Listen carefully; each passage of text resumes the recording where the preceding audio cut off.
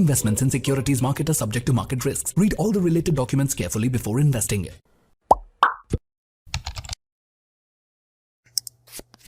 தமிழ் நண்பர்கள் அனைவருக்கும் வணக்கம். நீங்கள் பார்த்து கொண்டிருப்பது ஷேர் மார்க்கெட் அகாடமி. நான் உங்கள் தினேஷ். இந்த வீடியோவில் ரீசெண்டாக இந்த நியூஸ் நீங்கள் எல்லாருமே கேள்விப்பட்டிருப்பீங்க. சென்னையை சேர்ந்த 26 வயசு இளைஞர் பார்த்தீங்கன்னா ஸ்டாக் மார்க்கெட்டில் ஏற்பட்ட லாஸ்னால பார்த்தீங்கன்னா சூசைட் பண்ணி இறந்திருக்காரு. இந்த நியூஸ் கேள்விப்பட்ட உடனே பார்த்தீங்கன்னா மனசுக்கு ரொம்ப கஷ்டமாக இருந்தது. இந்த வீடியோ எதற்காகன்னு பார்த்தீங்க அப்படின்னா ஆக்சுவலி அவரோட லைஃப்பில் என்ன நடந்தது, அவரோட லைஃப் ஜேர்னிலேருந்து நம்ம என்ன பாடங்கள் கற்றுக்கணும், எஸ்பெஷலி பிகினர்ஸ் நீங்கள் என்ன தெரிஞ்சுக்கணும் அப்படிங்கிறது தான் இந்த வீடியோல நம்ம பார்க்க போறோம். இந்த சம்பவம் நடந்தது பாத்தீங்கன்னா நவம்பர் 12, 2023. அவரோட நேம் புவனேஷ், 26 வயசு. சென்னையில துறைப்பாக்கத்துல ஒரு ஐடில பாத்தீங்கன்னா ஒர்க் பண்ணிட்டு இருக்காரு. ஓகேங்களா? சோ ரொம்ப பர்சனல் டீடைல்ஸ்க்குள்ள போக வேண்டாம். ஆக்சுவலி அவர் என்ன பண்ணிருக்காரு அப்படின்னா பேங்க்ல வந்து 10 லட்சம் ரூபாய் கடன் வாங்கியிருக்காரு. கடன் வாங்கின அமௌண்ட் முழுவதையும் பாத்தீங்கன்னா ஸ்டாக் மார்க்கெட்ல ட்ரேட் பண்ணி லாஸ் பண்ணியிருக்காரு. பேங்க் சைட்ல இருந்து தொடர்ந்து கால் பண்ணி ரீபேமெண்ட் பண்ண சொல்லியிருக்காங்க, அதாவது கடனை அடைக்க சொல்லியிருக்காங்க.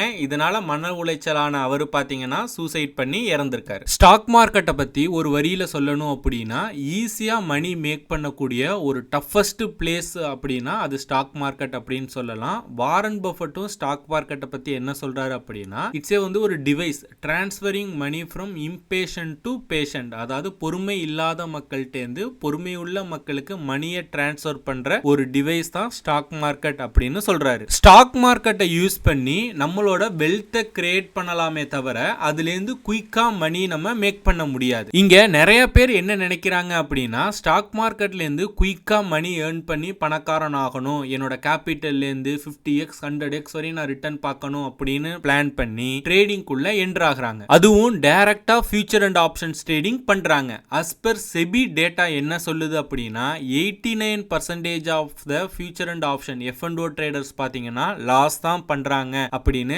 செபியே சொல்லியிருக்காங்க. F&O ட்ரேடிங்க ஜீரோ சம் கேம் அப்படின்னு சொல்லலாம். நீங்க ப்ராஃபிட் பண்றீங்க அப்படின்னா உங்களோட எதிர்முனையில யாரோ லாஸ் பண்றாரு, அவரோட லாஸ் தான் பாத்தீங்க அப்படின்னா உங்களுக்கு ப்ராஃபிட்டா கிடைக்கும். ஸ்டாக் மார்க்கெட்டே ஜீரோ சம் கேம் தான், பட் F&O ட்ரேடிங் பாத்தீங்க அப்படின்னா அது இம்மிடியேட் எஃபெக்டா இருக்கும். சோ பிகினர்ஸ் வந்து நீங்க ஸ்டாக் மார்க்கெட்டுக்கு உள்ள வாரீங்க அப்படின்னா F&O ட்ரேடிங் பண்ணாதீங்க. சோ இந்த புவனேஷ் கேஸை எடுத்துக்கிட்டோம் அப்படின்னாலும் இவ்வளவு பெரிய அமௌண்ட்டை குயிக்கா லாஸ் பண்ணியிருக்காரு அப்படின்னா கண்டிப்பா ஒரு F&O ட்ரேடிங் தான் பண்ணியிருப்பாரு. அண்ட் அதர் செக்மெண்ட் எடுத்துக்கிட்டோம் அப்படின்னா இவ்வளோ பெரிய அமௌண்ட்டை லாஸ் பண்றதுக்கான வாய்ப்புகள் வந்து குறைவு. அதனால தான் நான் சொன்னேன் பிகினர்ஸ் வந்து F&O ட்ரேடிங் ஸ்டார்டிங்ல பண்ணாதீங்க. ரெண்டாவது, இவரோட கேஸ்ல ரொம்ப முக்கியமான விஷயம் என்னன்னு பாத்தீங்க அப்படின்னா இவர் லோன் வாங்கி ஸ்டாக் மார்க்கெட்ல ட்ரேட் பண்ணியிருக்காரு. அதுதான் மிகப்பெரிய தவறு. ஸ்டாக் மார்க்கெட்ல நீங்க ட்ரேட் பண்ணணும் இல்ல இன்வெஸ்ட்மெண்ட் பண்ணணும் அப்படின்னா தயவு செஞ்சு லோன் வாங்கி ஸ்டாக் மார்க்கெட்ல ட்ரேடிங்கோ இல்ல இன்வெஸ்டிங்கோ பண்ணாதீங்க. உங்ககிட்ட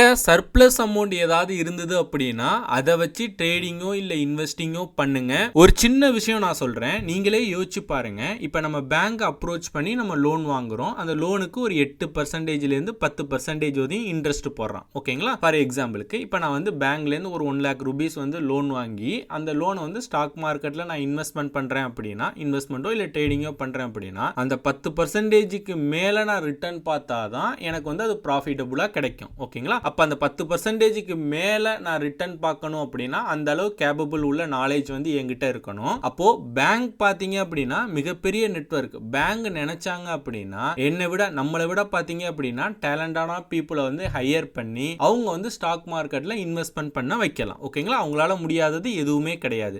ஏன் அவங்க அதெல்லாம் விட்டுட்டு இப்ப ஸ்டாக் மார்க்கெட்ல அவங்க இன்வெஸ்ட்மெண்ட் பண்ணாங்க அப்படின்னா 15%, 20%, 50% ரிட்டர்ன் கிடைக்குது அப்படின்னா ஏன் அவங்க அதெல்லாம் விட்டுவிட்டு அவங்க கிட்ட இருக்கிற அமௌண்ட்டை நமக்கு லோனா கொடுக்குறாங்க, அதுவும் இந்த 8%, 10%ங்கிற கம்மியான இன்ட்ரெஸ்ட்ல லோன் கொடுக்குறாங்க அப்படிங்கறத நீங்க புரிஞ்சுக்கிட்டீங்க அப்படின்னா லோன் வாங்கி நீங்க ஸ்டாக் மார்க்கெட்ல இன்வெஸ்ட்மெண்ட் பண்ண மாட்டீங்க. அப்போ ஸ்டாக் மார்க்கெட்ல இருந்து ரிட்டர்னே ப்ராஃபிட்டே பார்க்க முடியாதான்னு கேட்டீங்க அப்படின்னா நான் ஸ்டார்டிங்ல சொன்னது போல ஸ்டாக் மார்க்கெட் டூலை யூஸ் பண்ணி நம்மளோட வெல்த்தை வந்து கிரியேட் பண்ணலாமே தவிர குயிக் மணி உங்களால மேக் பண்றது ரொம்ப ரொம்ப கஷ்டம். இங்க நான் வெல்த் அப்படின்னு எதை மென்ஷன் பண்றேன் அப்படின்னா இன்வெஸ்ட்மெண்ட் பண்ணுங்க, ட்ரேட் பண்ணாதீங்க. ட்ரேடிங்கை விட இன்வெஸ்ட்மெண்ட் வந்து பல மடங்கு ரிஸ்க் கம்மி. ஓகே, இப்போ இந்த புவனேஷோட கேஸ்க்கு வரலாம். புவனேஷ் பாத்தீங்க அப்படின்னா அவரோட ஃப்ரெண்ட்ஸோட உதவினால தான் ஸ்டாக் மார்க்கெட்ல ட்ரேட் பண்ணியிருக்காரு. அப்போ இங்க என்ன நடந்திருக்கலாம் அப்படின்னா புவனேஷ் வந்து செல்ஃபா ட்ரேட் பண்ணி லாஸ் பண்ணியிருக்கலாம், ஆர் யார்கிட்டயாவது கால்ஸ் அதாவது ரெக்கமெண்டேஷன்ஸ் வாங்கி அதை ட்ரேட் பண்ணி லாஸ் ஆகவும் வாய்ப்பு இருக்கு. ஆக்சுவலி ஒரு சோகமான உண்மை என்னன்னு பாத்தீங்கன்னா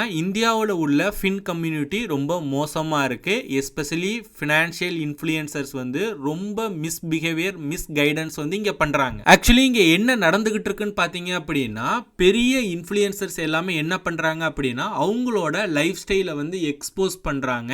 எக்ஸ்போஸ் பண்ணி நார்மலா இருக்கிற பீப்புளை வந்து இன்டைரக்டா இன்டியூஸ் பண்றாங்க. ஒரு உதாரணத்துக்கு சொல்லணும் அப்படின்னா 𝐁𝐸𝐳 அப்படிங்கிற நபர் வந்து அவர் ட்ரேட் பண்ற ப்ராஃபிட் அண்ட் லாஸ் எல்லாமே சோசியல் மீடியாஸ்ல அப்லோட் பண்றாருன்னு வச்சுப்போம். அவரோட லைஃப் ஸ்டைல், அவரோட காரு, அவர் யூஸ் பண்ற மொபைலு, அவர் இருக்கிற வீடு, இந்த மாதிரி அவர் என்னெல்லாம் பண்றாரோ லக்ஸரியா இருக்கிறது அந்த மாதிரி உள்ள வீடியோஸ் எல்லாமே சோசியல் மீடியால போஸ்ட் பண்றாரு அப்படின்னா நம்மள மாதிரி நார்மல் பீப்புள் என்ன நினைப்பாங்க? ஒருவேளை நம்மளும் ட்ரேட் பண்ணோம் அப்படின்னா அவரை மாதிரி பணக்காரன் ஆகலாம், அவரை மாதிரி லக்ஸரியா இருக்கலாம், நம்மளும் ஐபோன் வாங்கலாம், நம்மளும் BMW கார் வாங்கலாம், நம்மளும் அவரை மாதிரி தினமும் வந்து லேக்ஸ் கணக்கில் ப்ராஃபிட் பண்ணலாம் அப்படின்னு சொல்லிட்டு டைரக்டா வந்து ட்ரேடிங்குள்ள என்டர் ஆகுறாங்க. ஸோ இதை தான் பார்த்தீங்க அப்படின்னா இன்டைரக்டா பீப்புளை வந்து இன்டியூஸ் பண்றாங்க. ஏன் இதெல்லாம் அவங்க பண்றாங்கன்னு என்னைக்காவது ஒரு நாள் நீங்க யோசிச்சிருக்கீங்களா?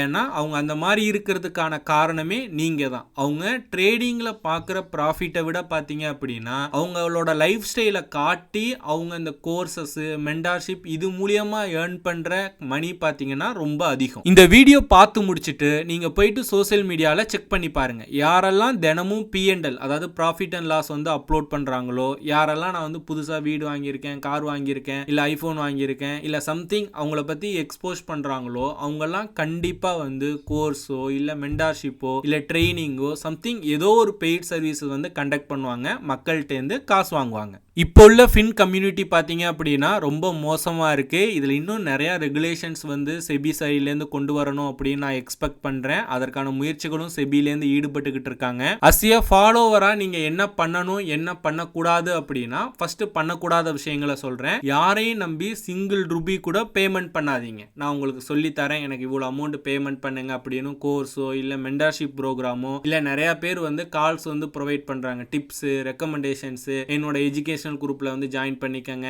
என்னோட வந்து ஃப்ரீ கம்யூனிட்டியில ஜாயின் பண்ணிக்கங்க, அக்சஸ் வாங்கிக்கங்க, இது கொஞ்சம் அமௌண்ட் பேமெண்ட் பண்ணுங்க அப்படின்னு யாரும் சொன்னாலும் யாரையும் நம்பி சிங்கிள் ரூபி கூட நீங்க பேமெண்ட் பண்ணாதீங்க. ரெண்டாவது நீங்க என்ன பண்ணணும் அப்படின்னா டைம் ஸ்பெண்ட் பண்ணி கொஞ்சம் லேர்ன் பண்ணுங்க. யூடியூப்ல இன்னைக்கு நிறைய ஃப்ரீ வீடியோஸ் இருக்கு, அதுல இருந்து எடுத்துக்கங்க. இன்டர்நெட் இருக்கு, கூகுள்ல நிறைய பிளாகிங் வெப்சைட் இருக்கு, அதெல்லாம் ஸ்டாக் மார்க்கெட்டை பத்தி நிறைய டீடைல்ஸ் வந்து கொடுத்துருக்காங்க. ஸோ கொஞ்சம் டைம் ஸ்பெண்ட் பண்ணி அதெல்லாம் ரீட் பண்ணீங்க அப்படின்னா ஸ்டாக் மார்க்கெட்டை பத்தி நீங்க ஃப்ரீயாவே லேர்ன் பண்ணிக்கலாம். ஸோ அவ்வளோதான் இந்த வீடியோ பிடிச்சிருந்துச்சு அப்படின்னா லைக் பண்ணுங்க. இந்த வீடியோ பற்றி உங்களுக்கு ஏதாவது கருத்துக்கள் எதுவும் தெரிவிக்கணும் அப்படின்னா கமெண்ட் செக்ஷன்ல டைப் பண்ணுங்க. இந்த மாதிரி ஸ்டாக் மார்க்கெட் ரிலேட்டடா நிறைய இன்ஃபர்மேஷன் அவேர்னஸ் வீடியோஸ்லாம் வேணும் அப்படின்னா நம்மளோட யூடியூப் சேனலை சப்ஸ்கிரைப் பண்ணி வச்சுக்கோங்க.